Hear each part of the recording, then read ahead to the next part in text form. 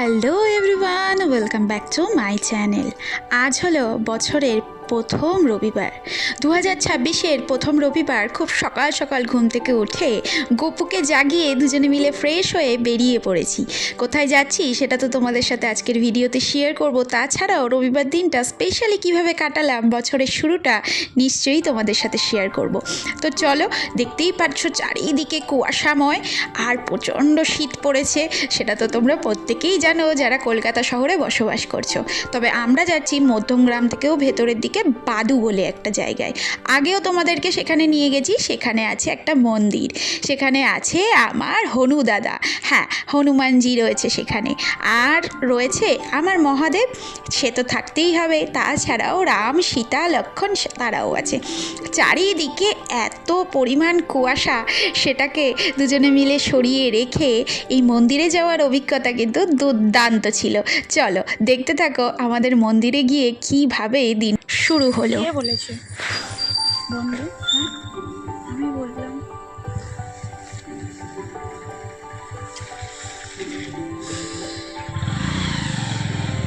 এখান থেকে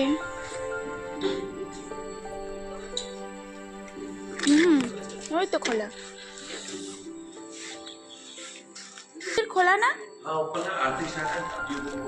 आरती स्टार्ट हुआ है। हाँ जी, आरती स्टार्ट हो गई है, आप जा सकते हो उधर। आरती स्टार्ट হয়েছে।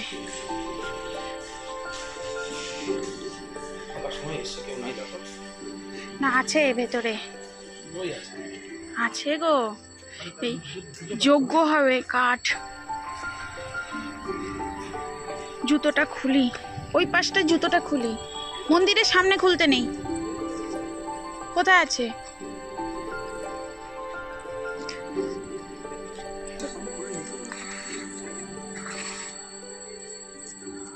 সাইডে খুলতে পারছি।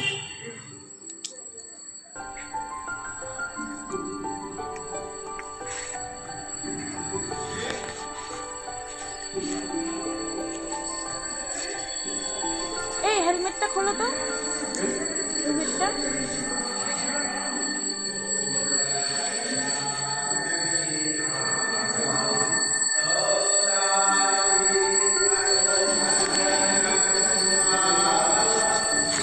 রাখবো পরে ধূপকাঠি কিনে নেবো।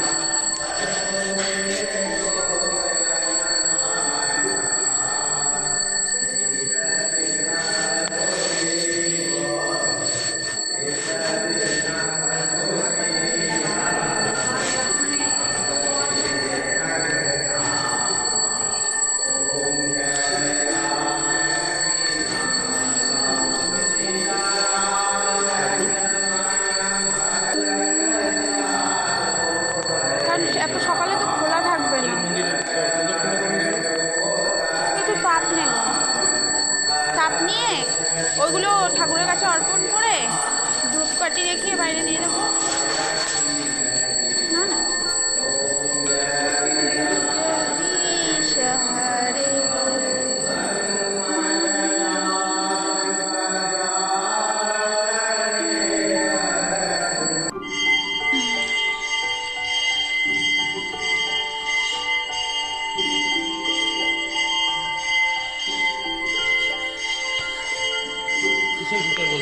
ওই দেখো গুটেই জ্বালিয়েছে।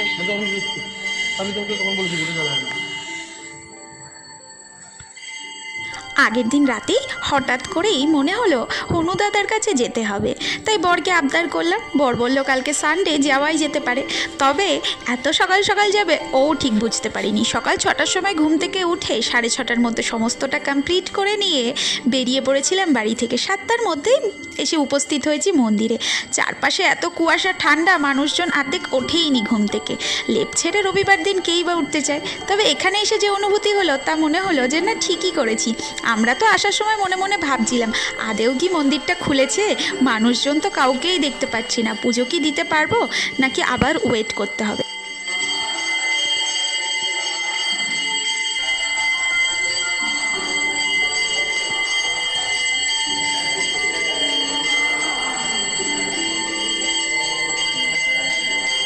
প্রথমে এই নিচের দিকে ঢালো।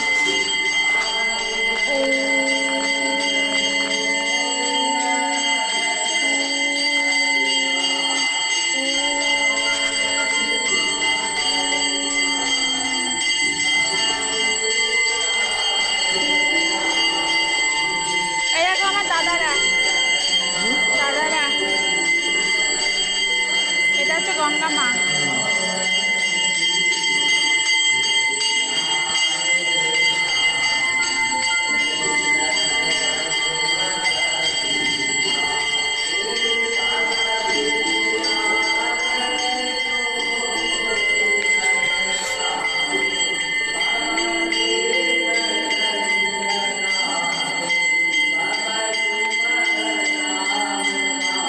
সুন্দর পুজো হলো, এখানে এসে আরতিটা দেখতে পেরেছি সকালবেলা, তারপরে ভোগ হলো। আর ভোগ দেওয়ার পরে ওখানে ওই যে বলছিলাম না হাবান হচ্ছে, তো আমাদের দুজনের নামে হ্যাঁ আমি ওনাকে জিজ্ঞাসা করছিলাম যে হাবান কখন কখন হয়, বলছে হাবান করতে চাও, ঠিক আছে তাহলে আমি ডেকে নিচ্ছি। তারপরে উনি গিয়ে আমাদের দুজনকে ডেকে আনলেন, আমরা ওই যে অর্ঘ্য দেয় সেগুলো দিলাম, মন্ত্রপাঠ করলাম, 5 বার প্রদক্ষিণ করলাম, খুব সুন্দর হয়েছে। প্রসাদ পেলাম, নেওয়া হয়ে গেছে। 8:42 বাজে, এখনো রোদ ওঠেনি, পর্যন্ত রোদ ওঠেনি। সমস্তটা খুব সুন্দরভাবে হয়ে গেছে।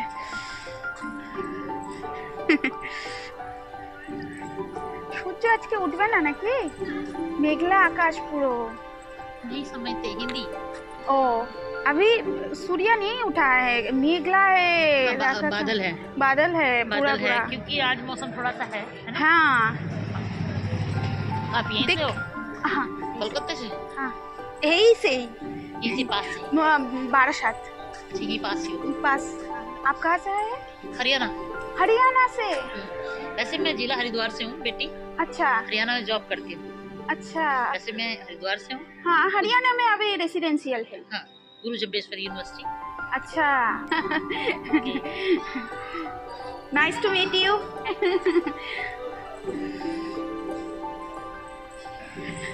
কি গো, হরিয়ানা সে এসছে, এখানে মানে থাকার ব্যবস্থা আছে, সমস্ত কিছু আছে, তো সেটাই আর কি ভালো লাগলো কথা বলে। উফ, খুব শান্তি, খুব শান্তি। সকাল সকাল ঘুম থেকে উঠে এরকম করার পরে এখন প্ল্যানিং আছে বাজার টাজার করে নিয়ে একবারে বাড়ি যাব। হরিয়ানা থেকে এসছে, এখানে এসে থাকছে এই রুমে থেকে।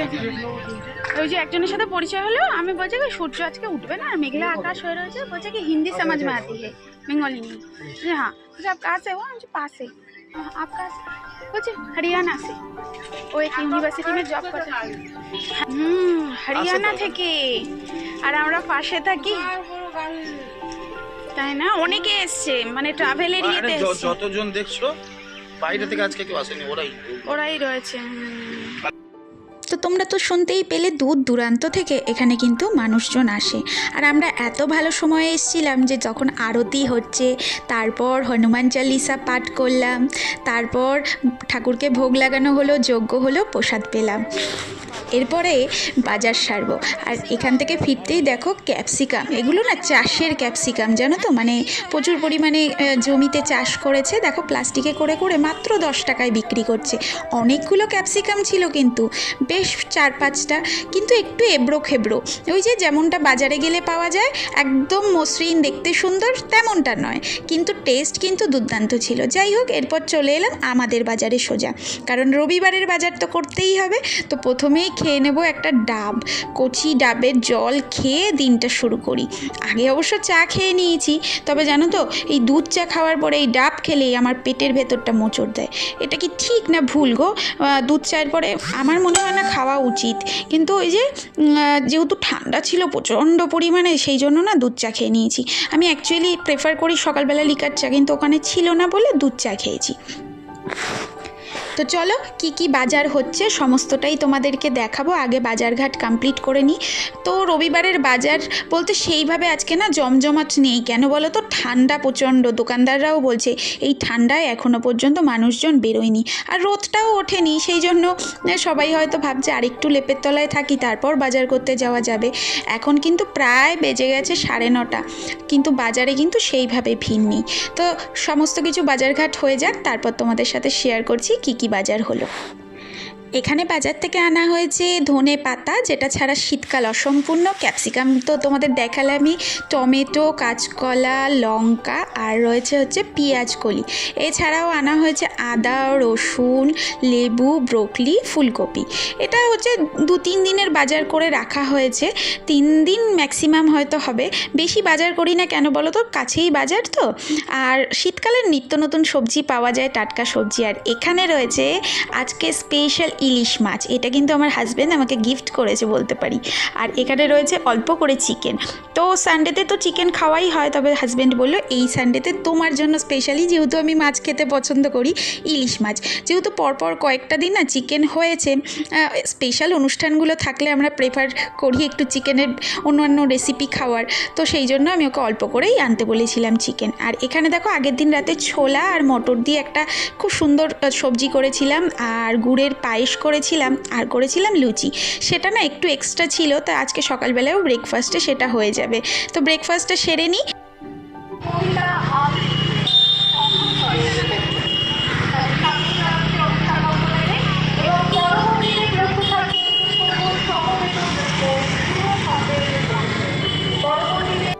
বাড়ির কাছেই এই বারাসাত উৎসবটা বেশ কিছুদিন ধরে চলছে, বারাসাতের মেলা বলতে পারি।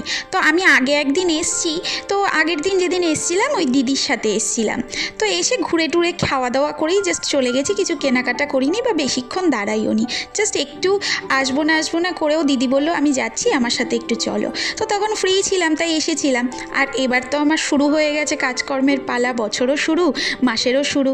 তো এবার তো সমস্ত কিছু ভুলে কাজে কর্মে মন দিতে হবে। বাট আজকে যেহেতু সানডে ছিল, আর 2-1 দিনের মধ্যে মেলাটাও হয়ে যেত, শেষ হয়ে যেত। তবে এখানে ভালো ভালো আর্টিস্টও আসে কিন্তু, যেমন এবছরে শুনলাম যে জোজো আসছে, তাছাড়াও আরও 2-1 জনের নাম আমার ঠিক খেয়াল নেই এখানে আসছে। আর তাছাড়া খুব বড় বড় ফাংশানও কিন্তু এখানে হয়ে থাকে।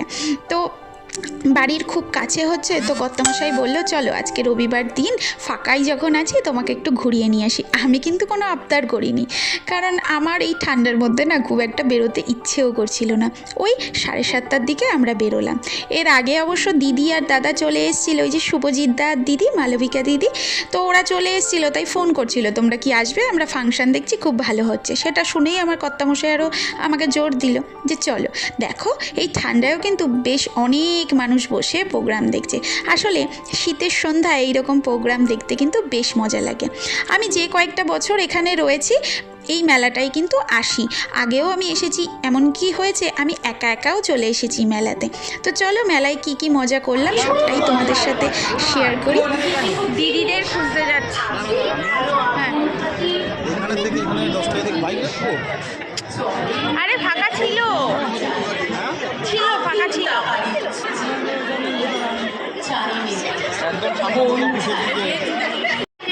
এই অনুষ্ঠান মঞ্চে স্বাগত জানাচ্ছি।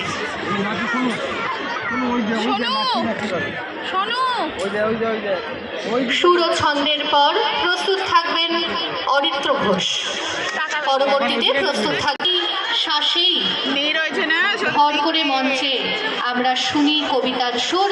এবং এই মুহূর্তে সমগ্র পরিচালনায় রয়েছেন পাপিয়া গুপ্ত। করজোড়ে একটু হাততালি হয়ে যাক আমাদের ছোট বাচ্চাদের জন্য এই মুহূর্তে আমাদের অনুষ্ঠান মঞ্চে।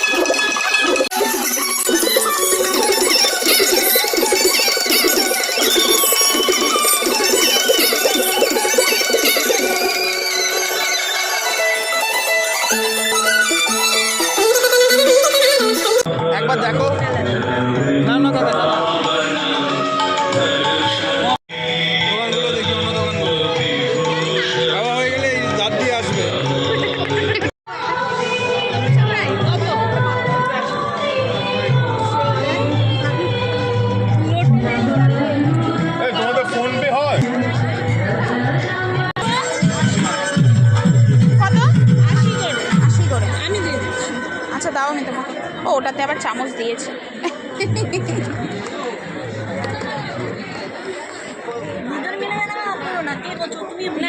হ্যাঁ হ্যাঁ আমার ব্লগিং অন থাকে, সবটাই কন্টেন্ট। এই মুহূর্তে ডক্টর কার্নিক চক্রবর্তীর সঙ্গে তালে তালে এনেছে ও কাকাই আর বাবার সাথে ঘুরছে। নাও একটু দেখি।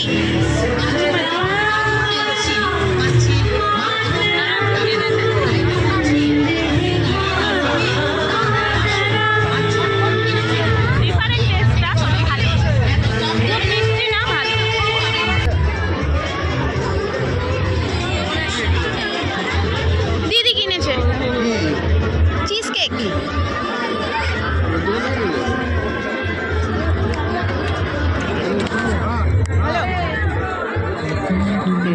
ভালো ভালো। খাই দাও দেখলাম না তো। না না দাদাকে খাই দিল।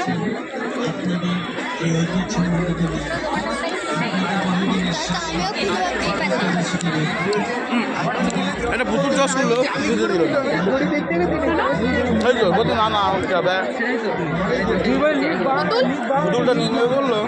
যাচ্ছে এখানে মেলা মানেই খাওয়া দাওয়া কেনাকাটা মানুষজনের সাথে দেখাশোনা, তো সবটাই কিন্তু আমাদের হয়েছে। আর এদিকে আমাদের কেনাকাটা করতে করতে এমনই বিভোর হয়ে যাচ্ছি যে আমাদের কর্তা দুজন কোথায় যে হারিয়ে যাচ্ছে খুঁজেই পাচ্ছি না। তবে হ্যাঁ, ওদেরকে খুঁজে পাওয়া গেছে। কেনাকাটা খাওয়া দাওয়া মানুষজনের সাথে দেখাশোনা কমপ্লিট করে দাদা দিদি চলে গেল তাদের ঘরে, আর আমরাও কেনাকাটা সেরে আমাদের বাইক নিয়ে চলে এলাম বাড়িতে। তবে বাড়ি আসার আগে মেলায় চা খাওয়া হয়নি, ভেবেছিলাম চা খাবো, তো সেই চাটা খাওয়ার জন্য রাস্তার ধারেই দাঁড়ালাম। একটু চা খেয়ে এবার যাবো বাড়িতে। আশা করি আজকের ভিডিও খুব ভালো লেগেছে। সাথে থেকেও পাশে থেকেও, নেক্সট ভিডিও দুর্দান্ত হবে।